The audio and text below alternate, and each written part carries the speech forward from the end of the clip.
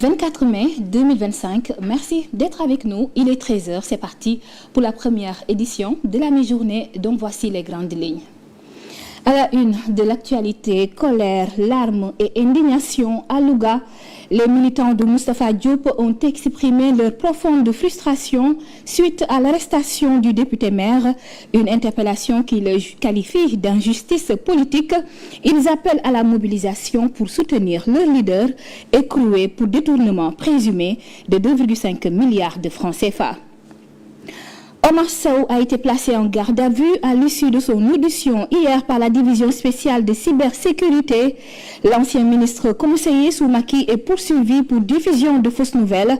Il sera déféré lundi prochain au tribunal de grande instance hors classe de Dakar.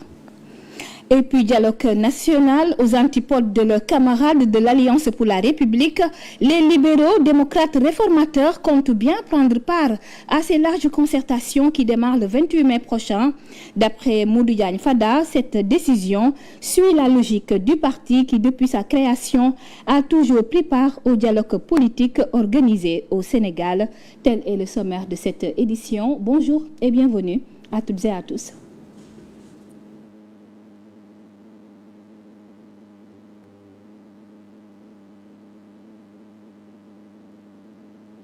Pour démarrer, l'ancien ministre conseiller sous Macky et responsable politique à Yeumbeul, Omar Sow, a été placé en garde à vue dans la nuit de vendredi à samedi à l'issue de son audition par la division spéciale de cybersécurité. Selon des sources proches de l'enquête, le président du mouvement OSIS est poursuivi pour diffusion de fausses nouvelles en lien avec des propos tenus publiquement. Il est actuellement retenu dans les locaux du commissariat d'arrondissement du Plateau. Omar Sow devrait être déféré lundi prochain au tribunal de grande instance hors classe de Dakar, d'après le site Sénéweb. À Louga, l'arrestation de Moustapha Diop suscite la colère de ses partisans. Ces derniers ont organisé hier une conférence de presse pour exprimer leur indignation face à la mise sous mandat de dépôt de leur leader dans l'affaire des fonds Force Covid-19. Ils appellent à la mobilisation pour soutenir le député maire. Compte rendu signé Goremboj. Lors d'un rassemblement organisé par la coalition Farlou, les militants de Moustapha Diop ont dénoncé ce qu'ils considèrent comme une injustice visant à ternir la réputation de leur leader. Donc, le ministre maire Moustapha Diop était dans, n'est-ce pas, cet talent, dans ce souci, n'est-ce pas, dans cette volonté de cautionner, effectivement, de prouver son innocence, en attendant, effectivement, que l'enquête suive son cours. Ce que la justice a rejeté. Tout se passait comme si la scène ou la pièce de théâtre avait déjà été jouée. On avait déjà préparé la fourgonnette qui va à Rebeuss pour tout simplement transporter notre maire à Rebeuss. Selon certains militants, l'arrestation de Moustapha Diop s'inscrit dans une stratégie visant à faire tomber les maires politiquement engagés. Nous savons pertinemment que tout l'enjeu, c'est par rapport aux élections locales à venir. C'est la raison pour laquelle le régime en place a lancé la traque aux maires. Nous n'allons pas baisser la garde, nous allons riposter. Nous lui témoignons notre soutien indéfectible. Les militants ont réaffirmé leur soutien indéfectible à Moustapha Diop et ont appelé la population à se mobiliser à ses côtés. Et parlons des concertations nationales qui démarrent le 28 mai prochain. Le mouvement Agir a décidé de boycotter le dialogue. Thierno Bokoum et ses camarades jugent trop implicites les termes de référence de ce dialogue. D'après eux, cette rencontre serait un alibi pour instaurer un nouveau système politique au Sénégal. Ils accusent le pouvoir en place de vouloir donner plus d'attributions au chef du gouvernement. Suivant les propos de Thierno Bokoum. Nous ne sommes pas contre le dialogue, mais c'est leur façon de procéder qui ne nous rassure pas. Parce que le dialogue,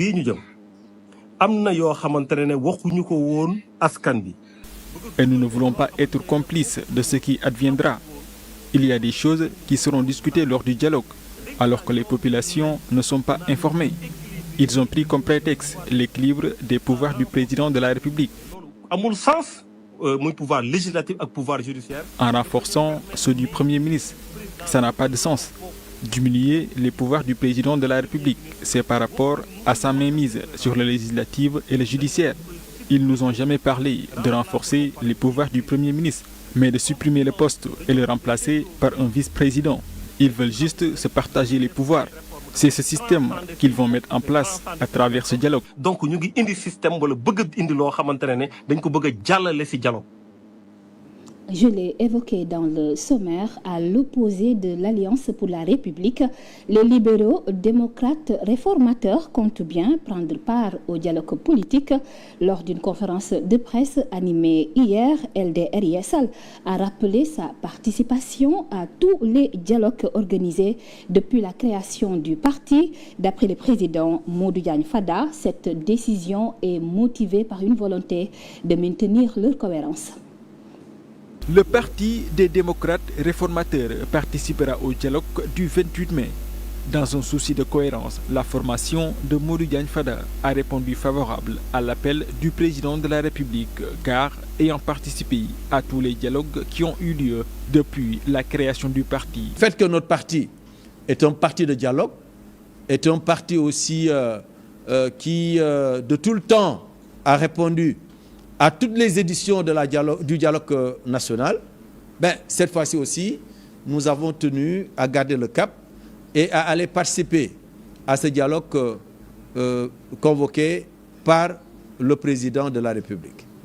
Avec cette décision, les libéraux réformateurs prennent le contre-pied de certains de leurs camarades de l'opposition, comme ceux de l'Alliance pour la République.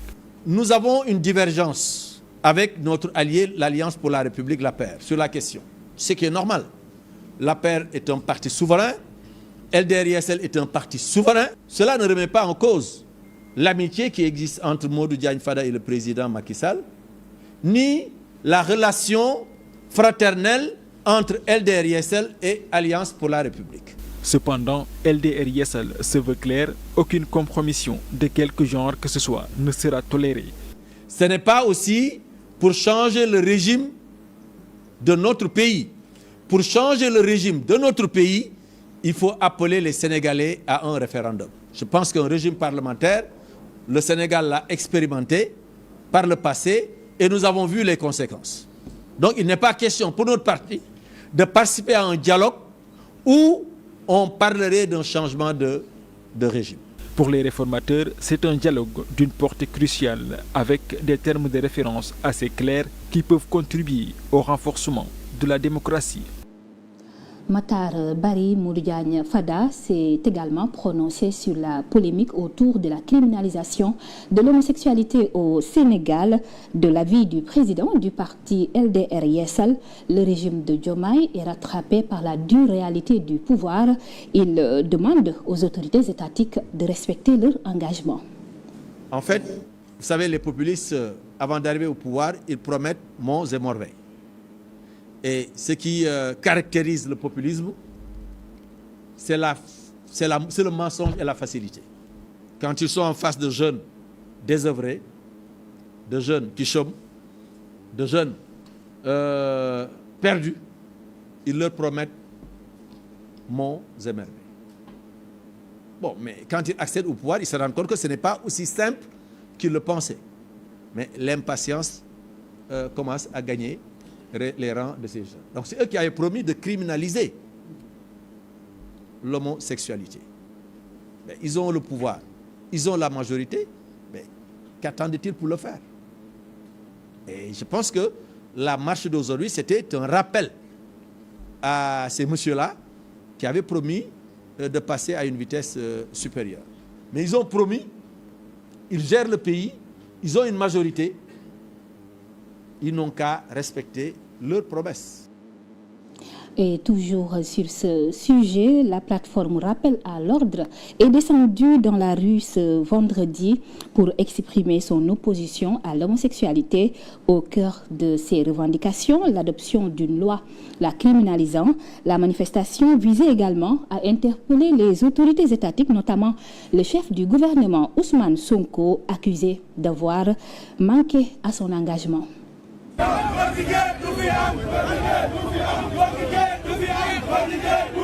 Ce sont plus d'une dizaine d'organisations regroupées autour de la plateforme Rappel à l'ordre qui ont battu le pavé ce vendredi après-midi. Une marche pacifique pour dire non à l'homosexualité que les manifestants estiment en recrudescence au Sénégal. Moi, le vrai dialogue, c'est avec le peuple. Et le peuple du Sénégal, beaucoup de gens jigéen. Kon benen dialogue bu ngeen woté, dialogue bobu taxu ñoo jóg. Vous avez trahi le peuple. Vous avez trahi le peuple. Mais au-delà de l'indignation, ces manifestants ont un objectif clair, obtenir la criminalisation de l'homosexualité dans le code pénal sénégalais. Nous, on ne fait que rappeler à ceux qui nous dirigent leurs promesses électorales qui les ont fait élire. C'est-à-dire, une fois élus, qu'ils criminalisent l'homosexualité. C'est tout. Alors donc,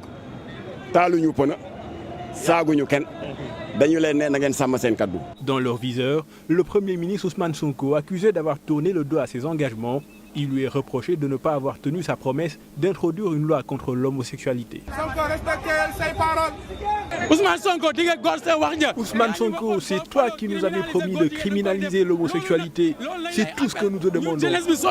Un combat que le député Abdoumbaou entend soutenir. Nous nous battrons aux côtés des populations. Le Sénégal est un pays de valeurs et ceux qui sont au pouvoir aujourd'hui n'ont pas fait ce qu'ils avaient dit lorsqu'ils étaient au pouvoir. L'itinéraire de la marche n'a pas été choisi au hasard. Les manifestants se sont arrêtés devant l'immeuble récemment effondré qui abritait un homosexuel de nationalité française. Un geste hautement symbolique pour ces organisations qui assurent que leur mobilisation ne fait que commencer.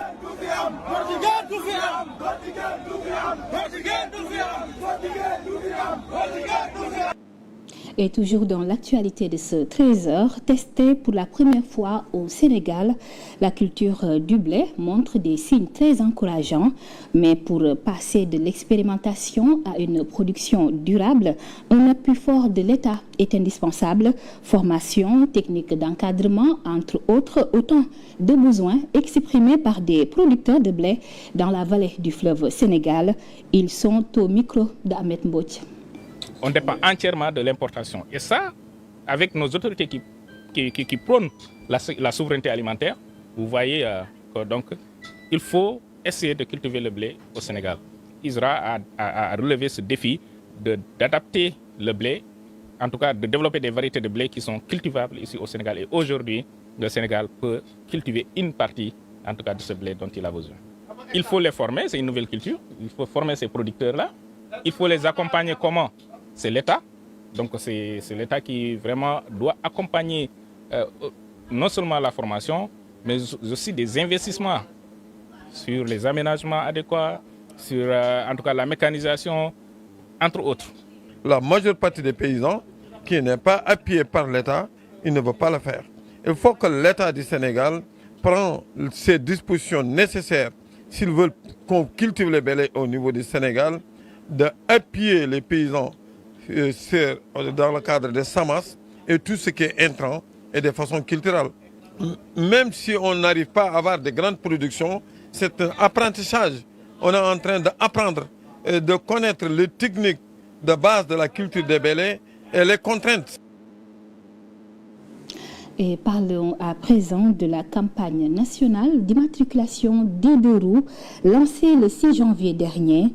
Les opérations vont prendre fin demain dimanche 25 mai 2025. À moins de 24 heures de la date butoir, plusieurs motocyclistes déjà identifiés et immatriculés peinent à recevoir leurs plaques. Ils dénoncent des lenteurs administratives au niveau du service des mines. C'est un reportage signé Djibi Diallo et Papis Dem.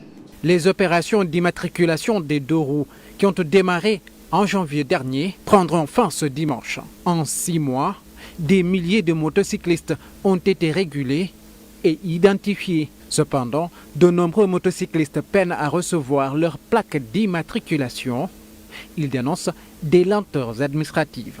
Donc j'avais déposé depuis le 13 mars et je suis venu pour faire la vérification. Donc le gars m'a renvoyé au service des mines de Yara. Oui. Donc je dois me rendre là-bas pour faire la vérification. Des dizaines de conducteurs de motos s'étaient massés devant les locaux du service des mines ce vendredi. Biran Kairé est là depuis 7 heures du matin, plus de 3 heures d'attente pour déposer son dossier. Malgré tout, il se montre très patient. Ça vaut la peine. C'est bien d'être en règle. Ça peut nous éviter les tracasseries policières qui perturbent nos activités. Pour beaucoup de jeunes, la moto est un outil de travail essentiel. Les livreurs, les mototaxis ou les petits commerçants sont les plus touchés. Certains se demandent déjà s'ils pourront circuler.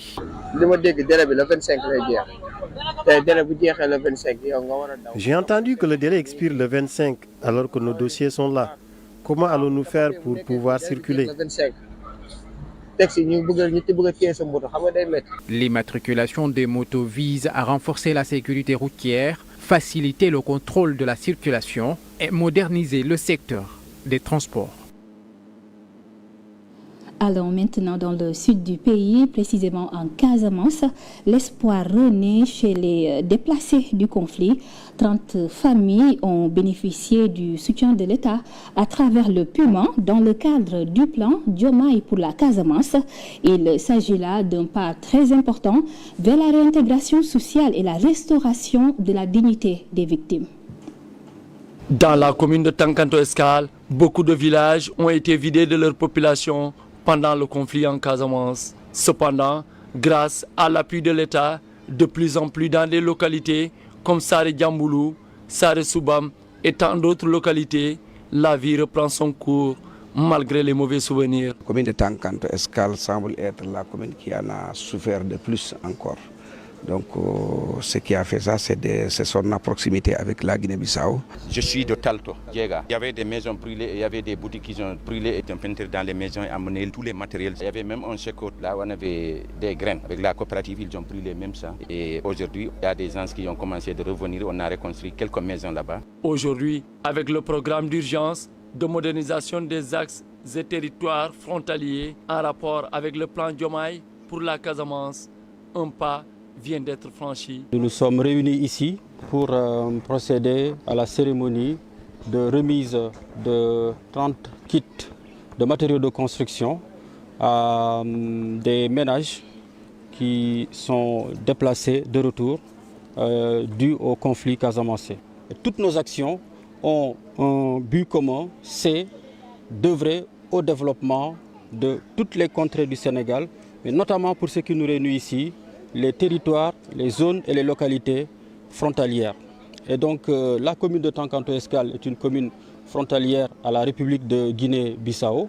Et c'est pour cette raison que le PUMA a voulu implémenter un certain nombre de projets de développement qui ne vont pas s'arrêter seulement à accompagner les populations en leur donnant des kits de matériaux de construction ou en réhabilitant ou en construisant de nouvelles écoles.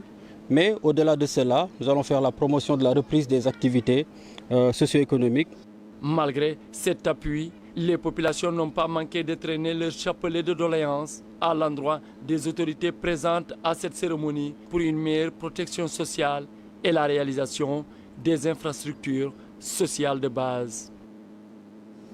Et pour le reste de l'actualité, célébration des Semaines de la Paix au cours Sainte-Marie de Anne. La culture de la paix, gage d'un bon climat social, est le thème retenu cette année. Les élèves ont été sensibilisés à l'importance de la cohésion sociale. Les invités de marque de ce jour ont droit aux honneurs à travers cette mobilisation des élèves et l'ensemble des acteurs du cours Sainte-Marie de Anne pour assister à la clôture des Semaines de la Paix de cette école sous le thème « La culture de la paix, gage d'un bon climat social ». En clôturant ces Semaines de la Paix, nous gardons dans nos esprits l'image d'une flamme qui ne cesse de brûler, que nous préserverons pour que la paix demeure partout. L'archevêque de Dakar, Monseigneur André Gueye, invite tout un chacun de nous à être un acteur pour la consolidation de la paix. Les familles parfois ne remplissent pas ce devoir et il est difficile à l'école de remplacer les parents. Et nous voyons que dans certaines écoles, ce que vous dénoncez prospère malheureusement. Et il revient à tous les acteurs de faire en sorte que l'école soit un lieu de paix. C'est donc en famille que l'on s'habitue à vivre la paix, à aimer la paix et à travailler pour la paix. Venez représenter le ministre de l'Éducation nationale, Olivier Bougal, ministre de la fonction publique, a rappelé la volonté du président Diomaye Faye de soutenir la jeunesse à travers une éducation de qualité et de la formation. La paix reste en tout cas le grand chantier de l'humanité. Nous devons tous construire la paix et la paix partout. Il ne doit pas être justement l'affaire de l'école, il doit être l'affaire aussi bien de l'école, mais de la maison, de la rue et de partout, parce que c'est dans un état de paix, de tranquillité que l'on peut construire le développement. Rappelons que le cours Sainte-Marie de Anne, c'est la première école à avoir gagné le prix de l'UNESCO pour la paix. 75 ans d'existence, cette école continue d'éduquer, de transmettre les valeurs sociales et éducatives aux élèves. Et sur l'international en plus bref, le président ukrainien Volodymyr Zelensky a déclaré ce samedi 24 mai que seules des sanctions internationales supplémentaires pourraient forcer la Russie à accepter un cessez-le-feu après des frappes de drones et de missiles russes sur Kiev qui ont blessé 15 personnes pendant la nuit. La cause de la prolongation de la guerre se trouve à Moscou, a déclaré Zelensky sur X. Nous passons maintenant à la revue de presse avec Momar Cissé. Bonjour, les journaux parus ce samedi mettent l'accent sur la criminalisation de l'homosexualité au Sénégal. La tribune indique que Jamra et Abdou Karim Gueye mettent la pression sur Sonko et Diomaye, de même que sur le gouvernement. L'AS fait savoir qu'ils ont livré un ultimatum pour Sonko et Diomaye sur cette question de la criminalisation de l'homosexualité, une mobilisation qui a vu la participation de beaucoup de citoyens suite à la prière du vendredi. Les Échos sur cette question titre rappellent à l'ordre classe Sonko et le régime. Mame Mactar Gueye déclare dans le compte du journal: Dieu a criminalisé l'homosexualité. Ceux qui veulent l'imposer dans ces pays vont droit au mur avant de rappeler à Sonko sa promesse. Dans les Échos, nous y restons pour aborder le dialogue social. Idrissa Seck, lui, est partant, mais Thierno Bocoum lui dit niet. Le parti Rewmi espère des consensus forts. Rewmi Quotidien met en exergue la position d'Idrissa Seck. Idrissa partant, mais Khalifa Sall, lui, va se décider ce dimanche. Sud Quotidien note que Macky et Thierno Alassane Sall en mode solo du fait qu'ils ne veulent pas prendre part au dialogue qui va se tenir à moins d'une semaine. Selon l'info, Diagne Fada n'y sera pas, malgré que leur parti ait répondu favorablement à tous les dialogues, mais pas cette fois-ci. Parlons des ennuis judiciaires des maires dont Mansour Faye et Farba Ngom. Walf Quotidien titre l'APR à l'épreuve des locales. L'observateur sur la gestion 2017-2024 d'Air Sénégal indique que l'IGE sur la piste d'un crash financier. Une enquête a été menée sur 7 ans de gestion avec des prêts colossaux, une dette qui touche 100 milliards. Libération lui aborde la délinquance fiscale présumée, l'expertise judiciaire accable Nestlé sur 2 milliards de francs CFA. Le quotidien sur le décret de Macky Sall nommant les membres de la Sénat. Sur le journal, la Cour suprême garde le président malgré les recours de Maître Tine et de Ndiaga Sylla. Sur le projet d'immatriculation des 2 roues, le journal Le Quotidien indique que Jakarta, fin de piste demain dimanche, en référence à la fin de l'échéance d'immatriculation des 2 roues. Le journal précise qu'une nouvelle prolongation n'est pas prévue malgré les nombreuses sollicitations. Walf Quotidien met en garde vers des sanctions